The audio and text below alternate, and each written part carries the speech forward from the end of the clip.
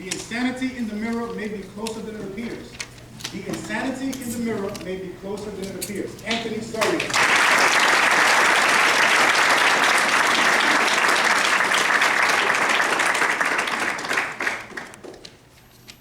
Contest master, dignitaries, fellow Toastmasters, and most welcome guests.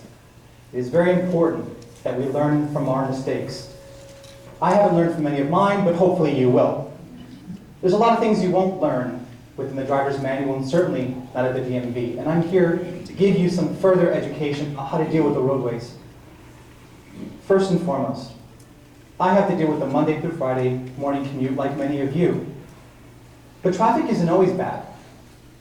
You ever wake up one morning, you get dressed, you're heading out to work, you get on the highway and traffic is a little bit lighter than usual. You've now traveled 10, 12, 14 miles, you're just 2 miles from your job. And then you realize, it's Saturday.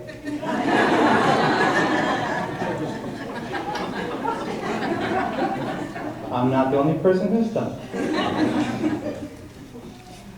Make sure you're wide awake when you leave for work. Now, there are some things to look out for, or rather, some things to look out for that are looking out for you, like the police. Whoever said honesty is the best policy has never been pulled over.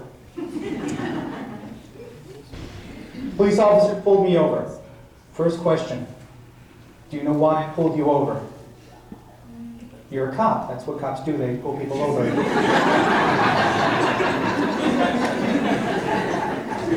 My tongue gets ahead of my thoughts. Next question, the question they all love. Do you know how fast you were going? I look at him, I say, no. Because my speedometer's over here, but my rearview mirror's over here. And for the past 2.5 minutes that you've been behind me, I've been staring at my rearview mirror, wondering, is he gonna pull me over? He's probably gonna pull me over. He's pulling me over. Another tip, if it's late, head straight home. It's 1:30 in the morning. I speak pretty often. I've skipped dinner. I'm at Wendy's. I go through the drive-thru, I come out of the drive-thru. Side note, any fight that you have with a ketchup packet ends with you losing horribly. Now it's 1:30 in the morning, and there are only 3 types of people on the road at 1:30 in the morning. Cops, people trying to run from the cops, and people like me who just want to go home and eat my 1-pound burger. I get pulled over, and I have to explain to the officer what the red liquid is that's covering my hands and the passenger side seat.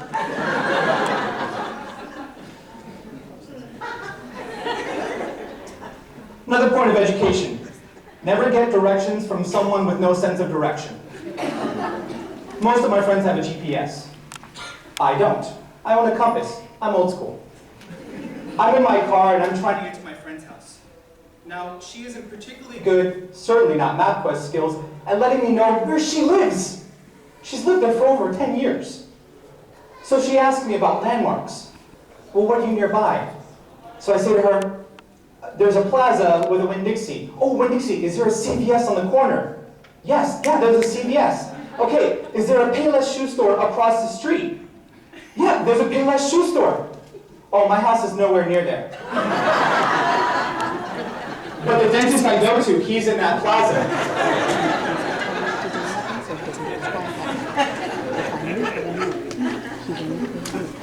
Next note. Make sure you budget accordingly for long trips. It's a rather sad story I'd like to share with all of you today. When I was 11, my mother promised me that if I got good grades and behaved, that she would take me to Disney. It's the happiest place on earth. What kid doesn't want to go? Now, I held up my end of the bargain. Straight A student, never missed school. We're on the road, and we're heading to Disney. I fell asleep during the trip, but when I woke up, I was just in time to see Welcome to Disney World, which is all I really wanted to see. Now, we're approaching the parking lot, but she pulls over to situate everything and get into our Disney budget. And she turns to me and my sister and she says, I had no idea it would cost $37 in tolls. We're not going to go to Disney this time. Now, I don't know if the money that we spend on toll booths goes to better roads or just better toll booths. Because every toll booth is 7 lanes, but then it goes right back to 2. Fresh coat of paint all over the place, but bumps on the road. I don't understand it. Budget accordingly.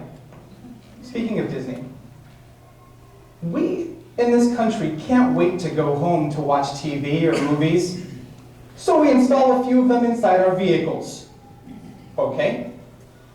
I get very caught up in things, and I love Disney movies. I'm heading to a job interview, and I'm poised and ready for any questions they might ask. I'm driving behind a GMC Suburban with not 1, not 2, but 3 DVD screens. And they're playing Finding Nemo. I missed my exit. Because I was so caught up. If you're going to watch a movie in your car, let it be at a drive-in movie theater, not when you're on the way to a job interview. Needless to say, the potential employer just couldn't understand. Maybe you've never seen the movie. Now, in this digital age, we love our gadgetry, but you need to be very careful. Keep both hands on the steering wheel, because the dangers on the road might not always be in the other vehicles.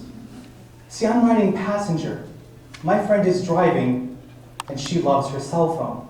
Apparently more than she loves me, because I'm freaking out, and she's on her phone doing this, steering with her thigh. I've never gotten that down. Maybe if they put that in the driver's test, I could figure it out. I don't know.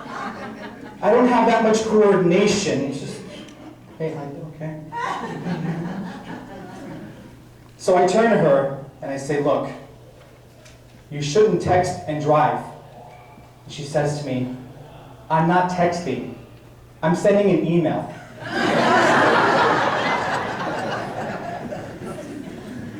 Be weary of these people. Now, since I don't have the time to get all of your email addresses, what I've done is I have some helpers. They're going to be giving you a little 4-page pamphlet on some of the advice I've touched on today and some other things I wasn't able to mention. Fold it, keep it in your glove compartment. Enjoy. Mr. Contest Master.